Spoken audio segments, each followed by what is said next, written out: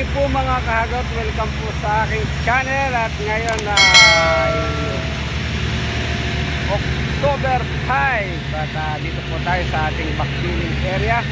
At ipakikita ko sa inyo ngayon ang system, ang pag-preparasyon namin dito sa pagbabackfill. At syempre andito na tayo guys. Ayan, shoutout muna sa lahat ng mga OFW, ang mga construction worker na nagtatrabaho sa kanya-kanilang kumpanya sa amang bansa. At syempre tara guys, ito na ang aking video na pinapakikita ko sa inyo tungkol dito sa aming pagbabackfill. Syempre may mga gamit tayong equipment dito yan guys. At ito na yan, dito itong area ito ay second layer na tayo dito mga kahardot. At ginamitan ko ng malaking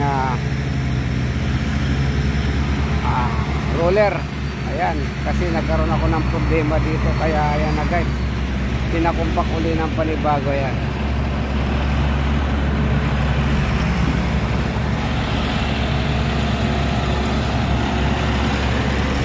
dito naman naglalagay tayo ng second layer. Siyempre meron tayong bobcat. Ayan ang ating bobcat. At ang lupa namin ay ito dinadala ng mga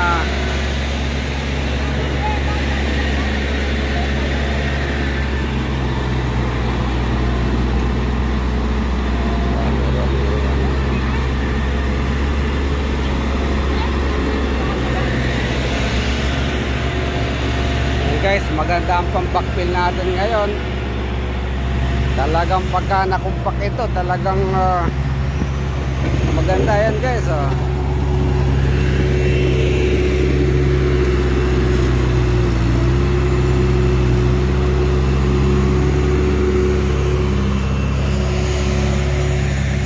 At syempre hanggang dito yung ating second layer na yan. Hanggang dito yan sa area na ito. At susunod tayo guys ay dito naman. Ayan, obligadong basahin natin ang lupa, basang basa.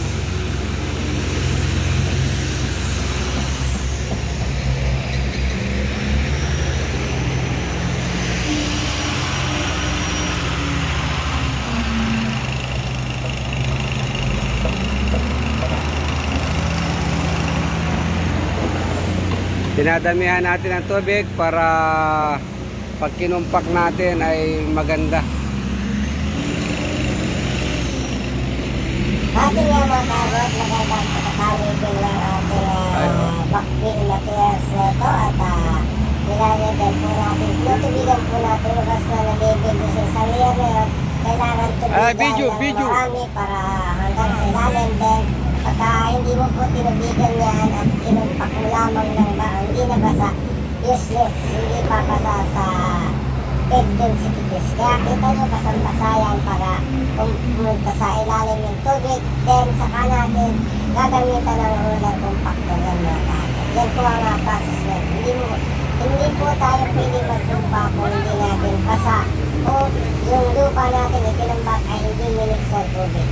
Kaya po yan ay ating binabasayan para sa magandang preparasyon ng compaction na pag roller natin ay maganda, makintag-kintag ang labas niyan. At pag tinisting natin yan, sigurado 100% ay papasaya.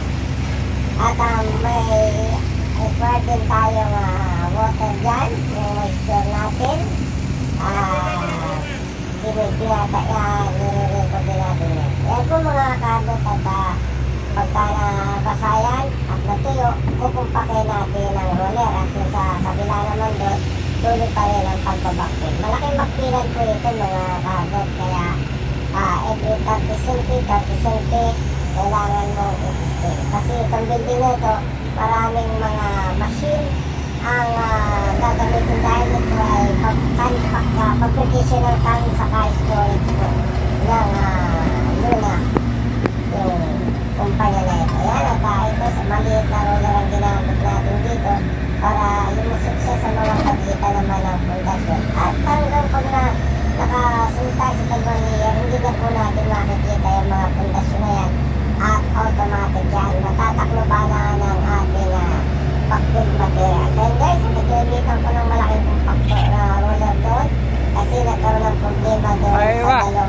Picture. Atin na lang po ang rating ng ating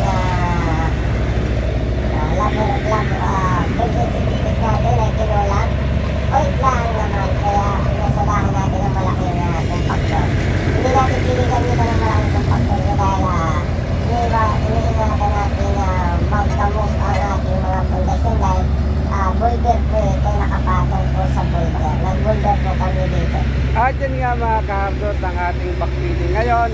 Gumamit tayo ng malaking roller, maliit na roller, bobcat, at yung malaking shovel. Ayan guys, kung makikita nyo, tuloy po ang pag-aakot at tuloy ang pagbabakfill itong ating mga shipment ngayon. Nasa second layer po tayo at dito naman sa gawing ito, yan, na kung saan merong malaking compactor.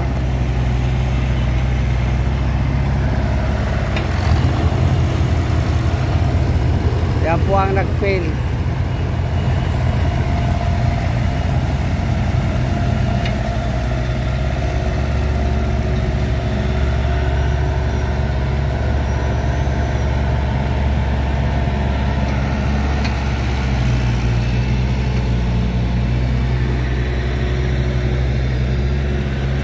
Hanggang dyan tayo sa itaas na yan ng kulay black na pintura ang ating backfilling.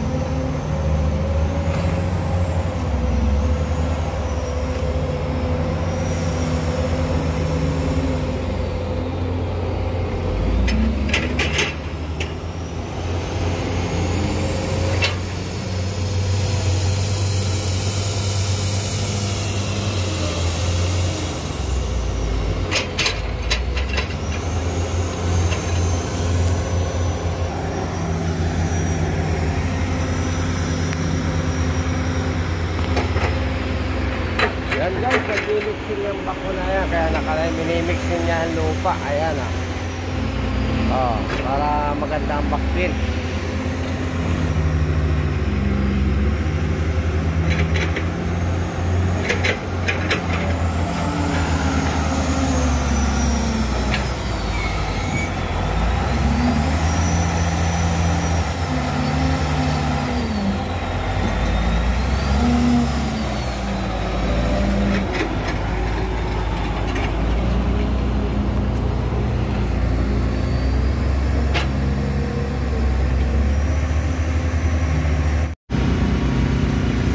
Ayan guys, may dumating tayong pantambak pero pinamix natin yan. Kailangan i-mix yan dahil mabuhangin.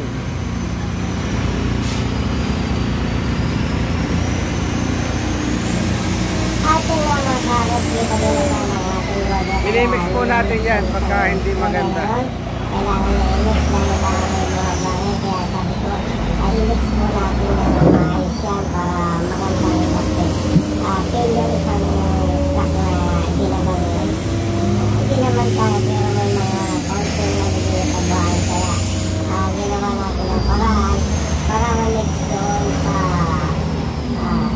dating lupa. Yan po ang ginagawang ibang pamaraan kung meron kayong manambak na hindi maayos. Imiksan nyo po ng class yung may class para hindi masayang. Hindi naman po kalabisan yan para hindi natin yung pababalik natin ang modulon. Yung report kasi dito ay good vaccine materials kaya ginagawa natin ang para napaka-critical ng pagpunsunod dahil sa iwas natin magkaroon ng movement o bumaba ang ating isda. Yun po ang ating pinangangalaan para maging maayos po tayo sa magaling